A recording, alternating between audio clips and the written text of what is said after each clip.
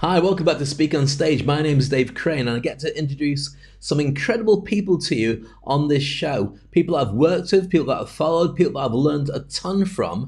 And our next guest is somebody who I admire, not just because she's a specialist in what she does, but the fact that her empire is growing at incredible lengths. So, first of all, she's a top podcaster. She's got her own TV show coming out.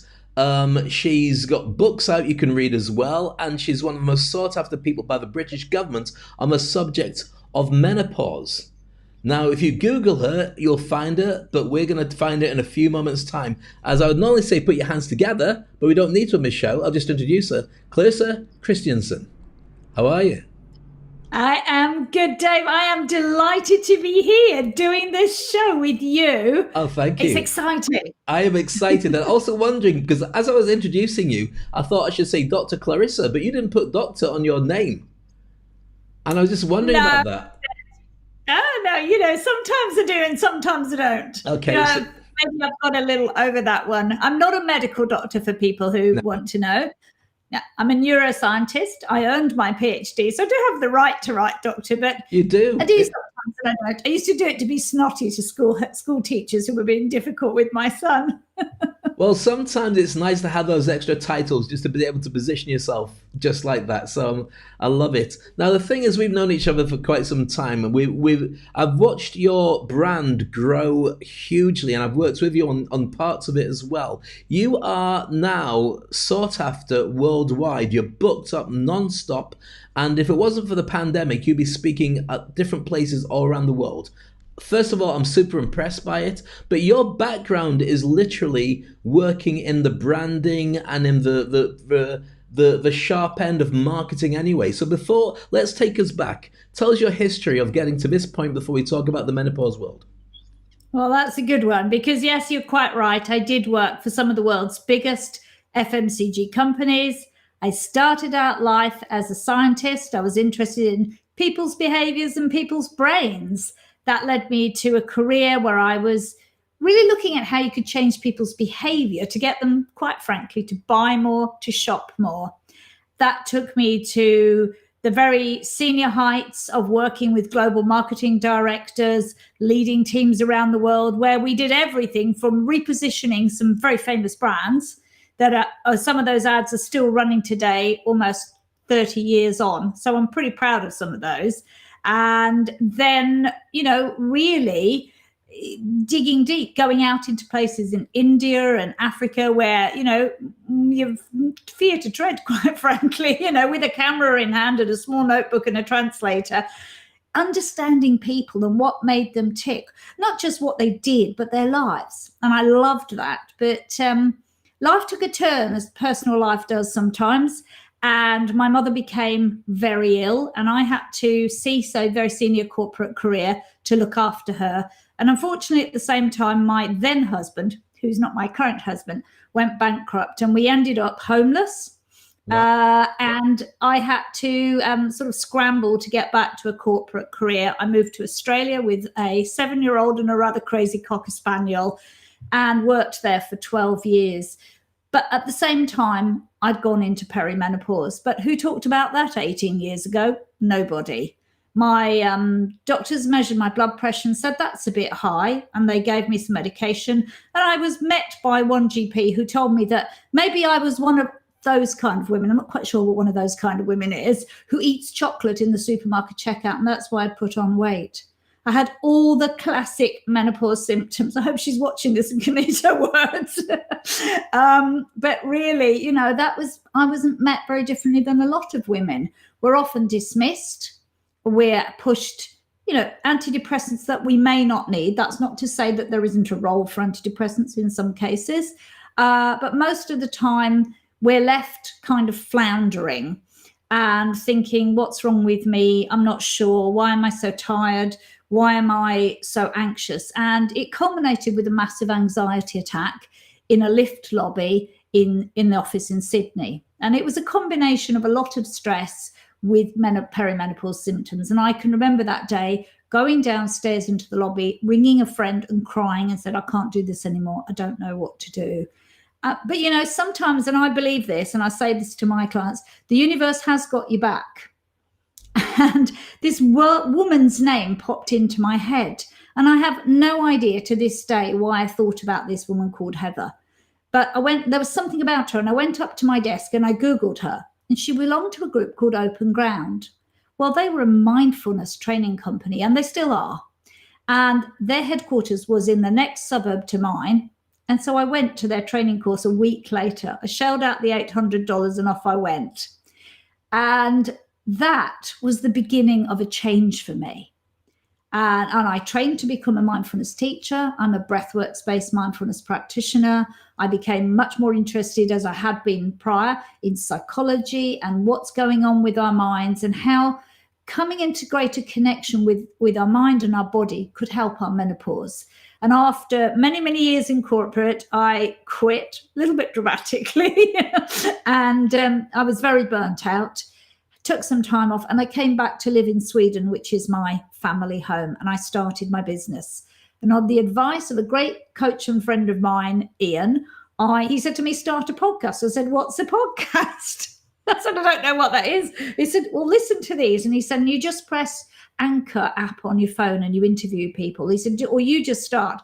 And that's how my podcast started. We're at 50,000 plus downloads now, and I have guests booking out till the end of the year. It's been quite an amazing, amazing growth from something that started on my kitchen table with a phone.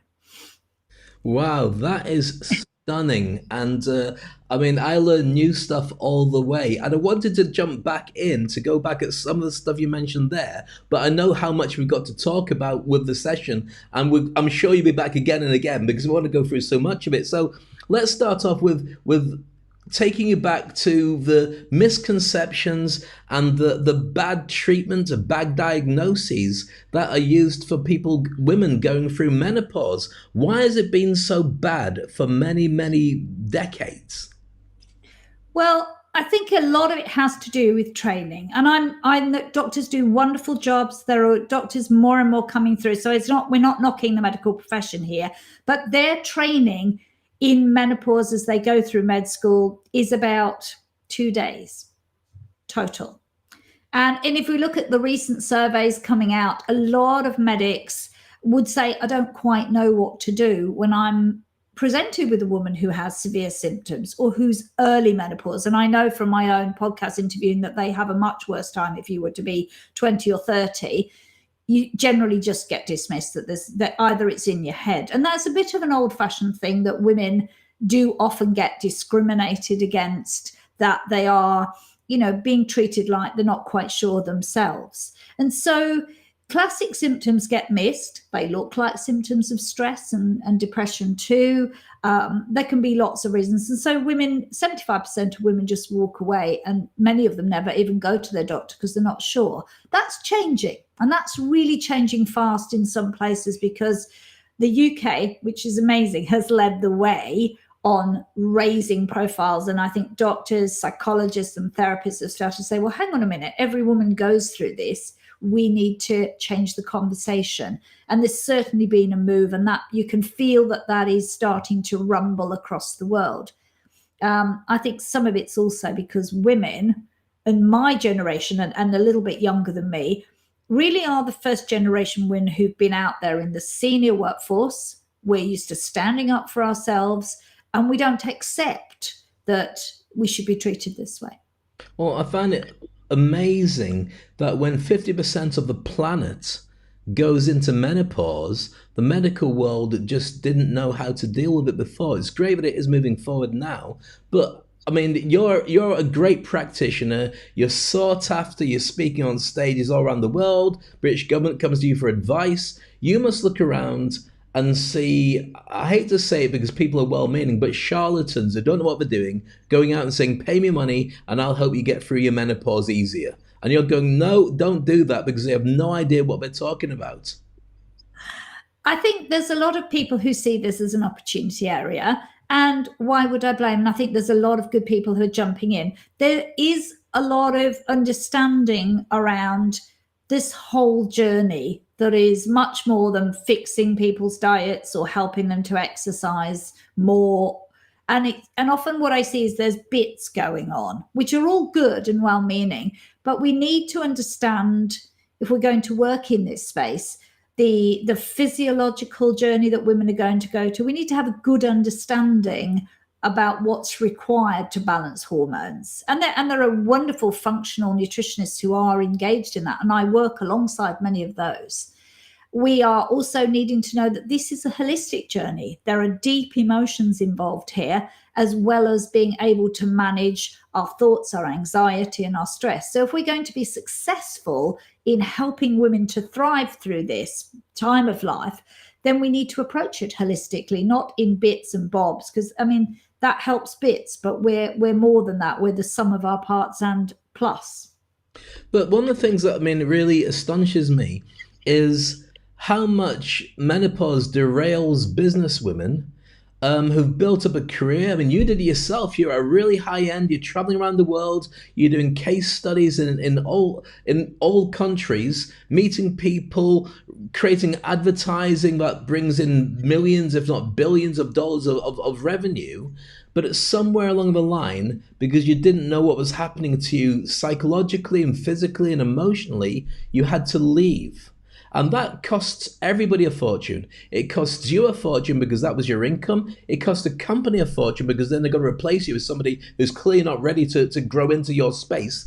It costs everybody because they just don't know how to place you and work with you. So the question I'm going to ask is, what should women going through that experience do? And then what should organizations who have women going through that experience do?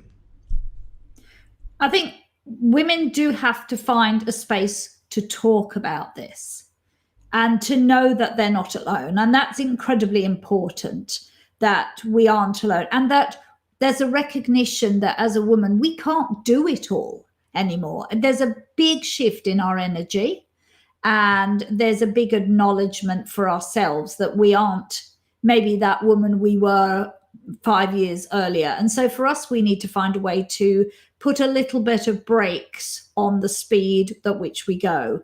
That means that we need to be able to delegate, stop over giving and over caring. Women are like that. Even in corporate roles, we are a tendency to go the extra mile, and we have to start asking for help. And I really feel that we put on a big front at work. We all do as women. And we have to find that ability to change that. And that's our self-responsibility, and to do as much as we can to control the controllables, which we can. Diet, exercise, sleep, rest and pause is all within our ability to control. And all of those will have an immense positive impact on our menopause symptoms. And to understand that this is a journey. It isn't going to be over in 1 minute. Some women do seek HRT, and that's a choice, and that's an informed choice. I'm not a doctor, so I don't like to say either way or not. That's not for me, and it's not for me to tell another woman what's right or not. But if you're going to go down that route, if you really can't cope, then you need to seek a doctor that can help you to go a medical route as well. In terms of organizations, that's a great question. I think that the time has come to create space for this to become a conversation in places, even if it is having women's groups, which we've seen be very successful in the UK government. A couple of really committed women asked if they could start a group, which is now, of course, across the whole UK civil service and with politicians. And that was a safe space to talk and to be informed. And similarly, 2 weeks ago, I interviewed Rachel Weiss from Menopause Cafe, and they've held a number of menopause cafes, which are safe spaces for women, men, your boss, the cleaner, whoever, irrespective of hierarchy, to have open conversations. And I think those places are a good place to start.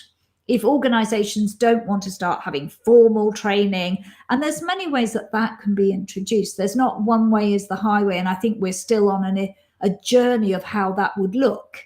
It's beginning in the UK, but if we're honest, it's only about 4 or 5% of organizations that have taken that kind of step to formalize training. It's a big commitment. And it hasn't yet happened. You're shaking your head, and I don't understand I can't either. believe it. I can't believe No. that it's such an important part of the workforce where you got people skilled, and we've seen with the pandemic just how important our female leaders are at being able to make the right decisions to get everybody across the finishing line. Look at Jacinda Ardern in New Zealand, by far the best decision maker. They're up and running within a short amount of time, and the country hardly notices anything. We're all in public, no masks, nothing. It's been stopped. So surely the mood should be let's look after our women leaders and bring something better to the table. The stats say they're better managers because of the relationship and the not I won't say the multitasking, but the ability to have empathy with everybody. Why is it that it's such a difficult thing to understand? Financially, it's ridiculous to not take it on, but the challenge might be for women if you know that your organization can't handle it, all they're going to see is weakness when you say to them, I'm having a menopause problem. And because the men in charge can't handle it, and I'm sure there's women in charge who can't handle it as well, they just think, oh, so you're resigning. And so nobody wants to do that unless they know where they're going to go next. Yes, and I think that's why we're seeing so many women who can leave to do completely different careers. There are so many women in their 50s plus are saying, I'm done with this. I'm not doing this anymore. I'm quitting. I'm launching a coaching program. I'm going to do something in my community. I'm going to have a complete change. I'm going to be a writer, whatever. And that's a huge loss to industry, because industry actually needs women's wisdom. That doesn't come when you're 30. 30, you're full of ambition and drive. Women in their 50s bring experience, wisdom, and empathy to workplaces. So losing them is massive, absolutely massive. And what it takes is understanding, and it needs compassionate leadership. And I often don't think it's just men who are that. I think there's just a taboo about talking about this. There's a lot of myth and misunderstanding that somehow women become incompetent, or they're to be shuffled off into the corner, and that needs to change. And we need to think, well, how much do you value your women leaders? And you're absolutely right, Dave, when you say that women make great leaders. Without women leaders, we don't see a lot of gender diversity programs getting up and being sponsored. And we don't see sufficient mentorship of younger women leaders or potential women leaders coming along. So the loss isn't just the loss of the woman and her experience, but the other things that she brings to the organization. When we talked about this, we started breaking down what the challenges are. What we realized was the women's journey should be described differently to involve menopause from a much earlier age. If you know it's going to hit you at some point, then you can come out of it much stronger because you've anticipated it's coming along in the future. Now you've worked on this. Can you explain a little bit more about that journey and what age you can start educating people about that? People, women, other people, both. School. How about starting when we go to school? And I do applaud, actually, again, the UK government, who is going to be mentioning menopause in sex education. We might roll our eyes and say, well, we didn't listen very much to that. But it's the right place. If we don't have open dialogue about this from a young age, how are we ever going to suddenly have dialogue at 45? I think there is a huge opportunity for younger women to get more engaged in what this means. We are seeing women becoming perimenopausal, which is where we have our hormonal balances, really in our early 40s, and certainly a lot of women increasingly in their late 30s. So it isn't something you can say, well, that'll happen to me when I'm 50. So there's still a big education program to be had with younger women. And to be fair, the conversation isn't just about menopause. It should be about menstruation. It should be about women's hormonal cycles all the way through. And we are, as I maybe said to you before, Dave, we live in a culture that works on men's hormonal cycles that are 24 hours. Women younger are really on a 28-day cycle, which even means that there are days of the month when they don't have the same amount of energy, when they maybe haven't slept as well, when we have different moods. That's the way we're constructed. It doesn't mean we're weaker or worse. It just means that we are maybe, how can I say, needing to work at different paces. And I don't think that's necessarily wrong. So I think it's a whole way of seeing how we can match the masculine kind of yang energy with a more feminine yin energy and make more balanced workplaces that aren't all about being and going at 90 mile an hour, but have a different rhythm to them. And in that way, there's an easier entrance into menopause per se. And if women knew that this was going to disrupt their career so effectively, then they would be able to start looking at their exit strategy in their early 40s. So by the time you're into the boardroom and you're in a position where you're deciding what's going to happen and you're making decisions for the company, then you can think about at the same time, I might want to branch off into a consultancy. I can set this up now while I'm a valued member of a team, so they will still work with me, but I can also then make a choice that rather than going bonkers inside the organization and they don't know how to work with me, I can set up something that allows me to go in my own direction but still have a foot in the organization, still be paid by the organization, even if it's a part-time payment, but go off to pursue the things that I really want to do without letting everybody down, because otherwise it's like all or nothing.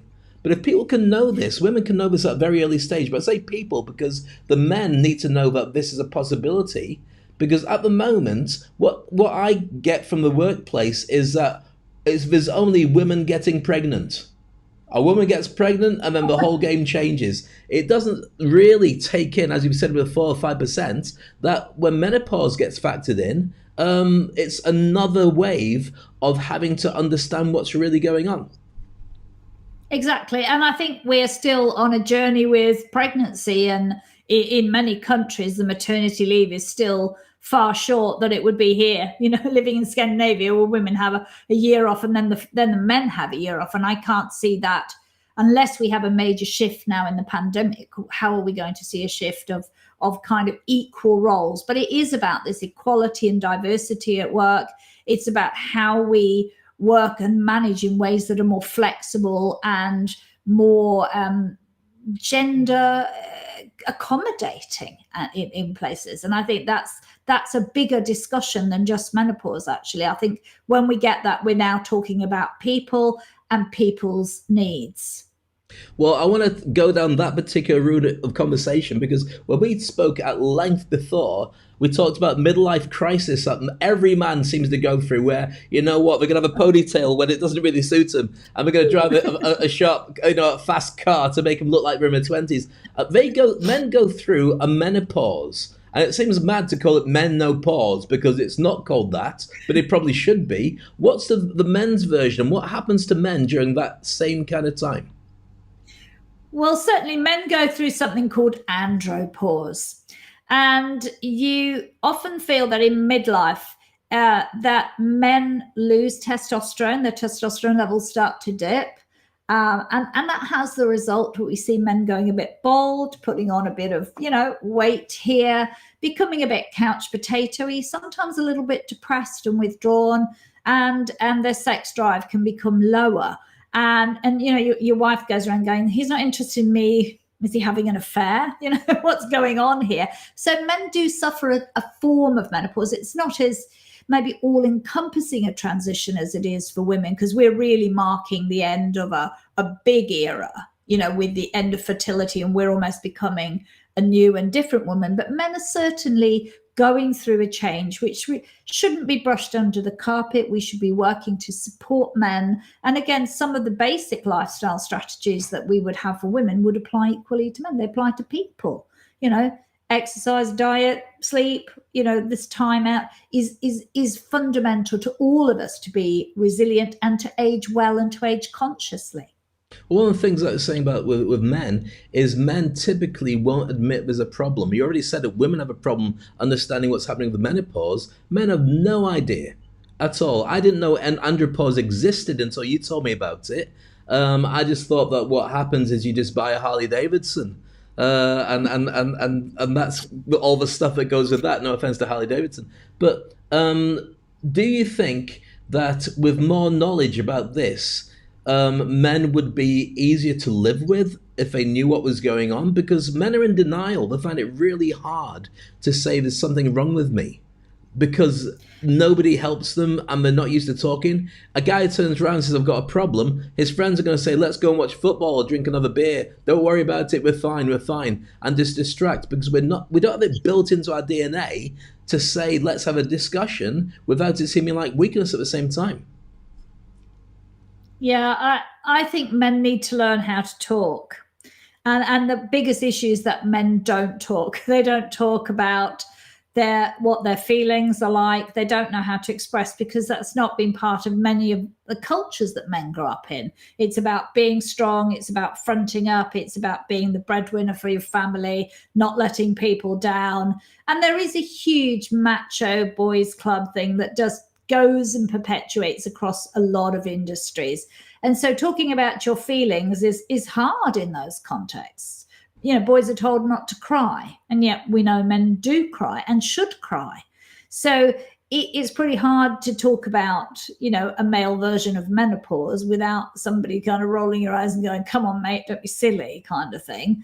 And yet I think a lot of midlife men end up at this time of their life very lonely. It's often a time when marriages leave. I'm afraid that women going into menopause and beyond gives women a sort of a power, and a lot of our caring, giving stuff goes a little out the window, and we go, what about me? Oh, you're out.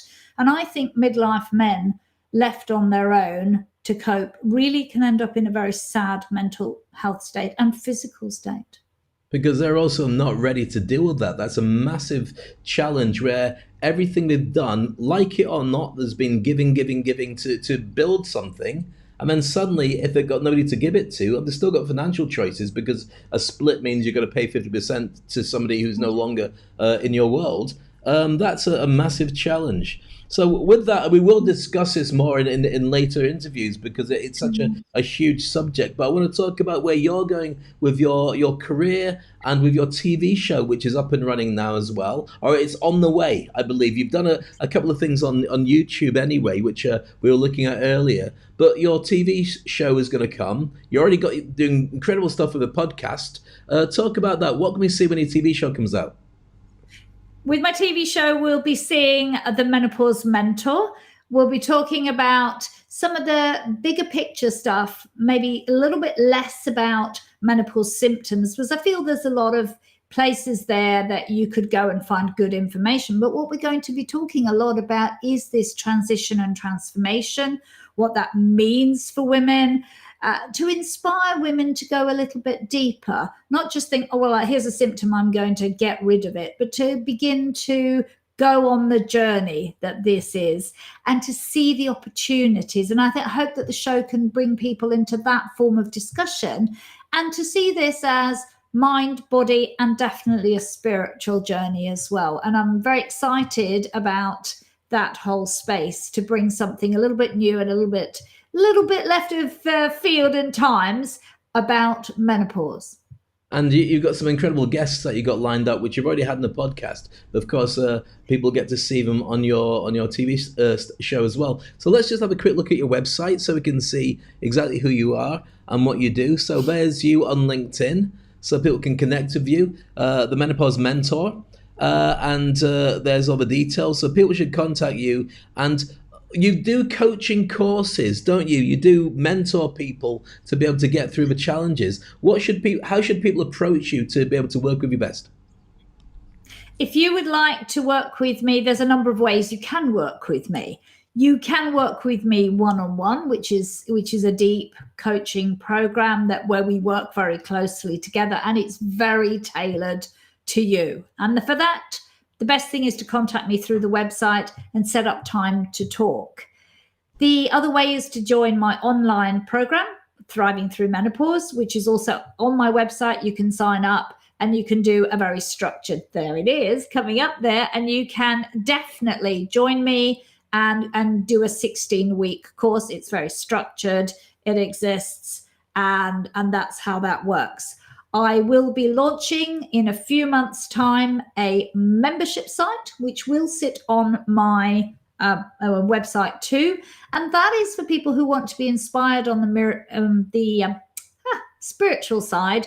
We'll be doing retreats. We'll be doing space to breathe. we will be working on some wellness and wisdom with a lot of rituals and celebrating the journey of the menopause. Now, one of the things that you mentioned there, celebrating the journey, that's such an important thing to do. To shift the whole mindset around from, oh my goodness, it's game over, to saying, girls, ladies, we're in it together. Let's do something really positive with it. And so I'm going to ask you that question because it's probably gets asked from everybody that you're coaching and mentoring. Why is this a good thing that's happening to women? You know, why is menopause? I think it is the last biggest transition we go through in life. We are transitioning to become a different woman in many ways. Well, obviously, we're the same in some ways, but we're not. And that menopause affords us, if we allow it, the chance to move into what I call an autumn and winter of our lives. We can, like in autumn, leaves shed their trees, we let go. We can let go of the things that don't serve us. We can create space, be reflective, pause, think about, now I've done a lot of the things. And if you have been a parent or we've been a giver, and let's face it, if we're not giving to children, we're giving to a partner, we're giving to parents, we're giving to a job, our neighbours, whatever, that's part of that. My But two dogs there for is a that. start. Yeah, Sorry. that's one behind me if she hasn't popped up yet. But we do a lot of giving, and we actually have a chance to put ourselves first. And I think this menopause pause, if we take that part of it, allows us to do that.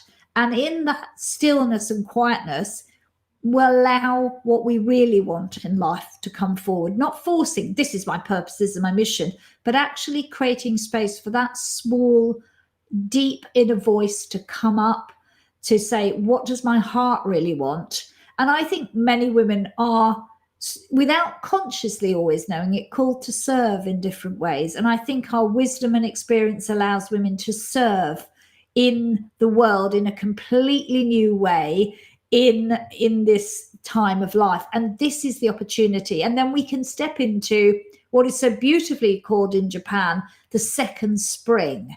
And it's very different from our younger spring where we're all kind of bright and fresh and new. We're stepping into almost like nature knows that spring is coming. There's an old, an old way and a new way all together. And I think that's the opportunity we have, and it's very unique.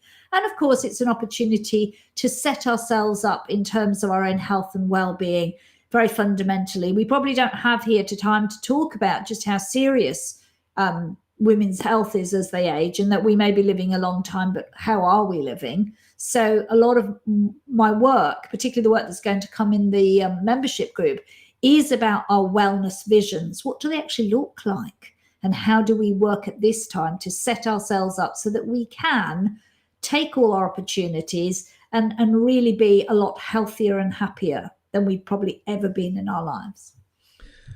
It's so amazing to listen to you talking about this stuff. I can listen to it forever, which is I'm going to take the opportunity now to invite you back on the show in the future so we can do more about all this. It's so important. I know that just even as a result of what we're talking about today, there'll be a ton of people who want to contact you as well. In the notes that go with this video, when we share it with everybody, there will be contact details for your website to catch you on LinkedIn as well. And with your permission, if you want to, I'll put the email on so people can find you directly as well. And I love your journey. I love the direction that this is taking. I love the way you've grown your brand. And you go from strength to strength. And I love it. I really can't wait to see your show. And I don't know if I'll ever be on it because I've got nothing to say, but I'll be watching from the wing and just going, that was fantastic. So real pleasure having you on the show. Thank you, Clarissa. It was my pleasure. It was my pleasure to be here. Thank you so much, Dave, for all your encouragement and support to me on this journey too. You make it so easy for me. Fantastic. So there we go. Brilliant having Dr. Clarissa on, Dr. Clarissa Kristjansson. Make sure you check her out on the website and also connect with her on LinkedIn. And it's not just for if your partner needs help as well, male or female, but also if you feel that you need to know more, then she's got podcasts, she's got videos, and a whole range of ways that you can connect with her and you can get what you need too. So we'll be back with Dr. Clarissa in future episodes, I guarantee, before people say, Dave, but she's more interesting than you. Yeah, but it's my show. So just calm down. But we're going to have more amazing guests on future episodes. And thank you so much for spending the time with me and with Dr. Clarissa. And have an amazing day. And we'll see you soon on future episodes of Speak on Stage.